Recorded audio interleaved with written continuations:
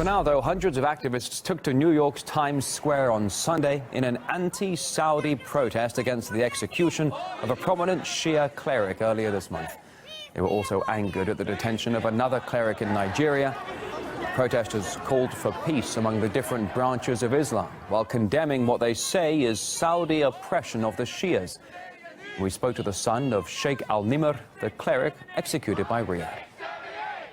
They shot him from close range with 4 bullets in his leg. He wasn't armed, he hadn't had any weapons, but they still shot him. That broke his femur. They didn't give him the proper treatment. They didn't take out all the bullets. They left one intentionally so it would stay and bother him all the time. My father knew that they're gonna basically at the end kill him.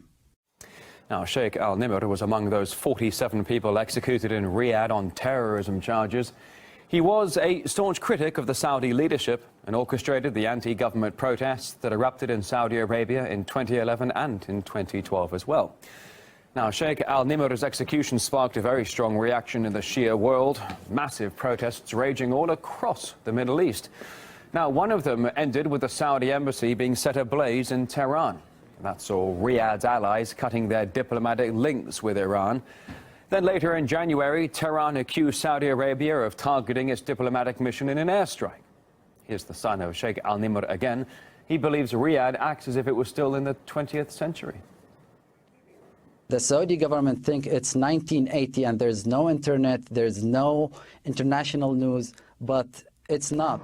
They are living in a small box, but the whole world is watching what's going on in that small box.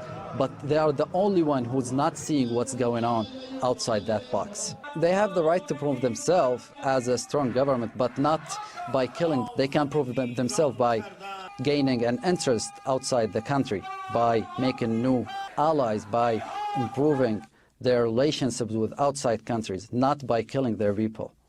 The execution of 47 prisoners sparked international outcry.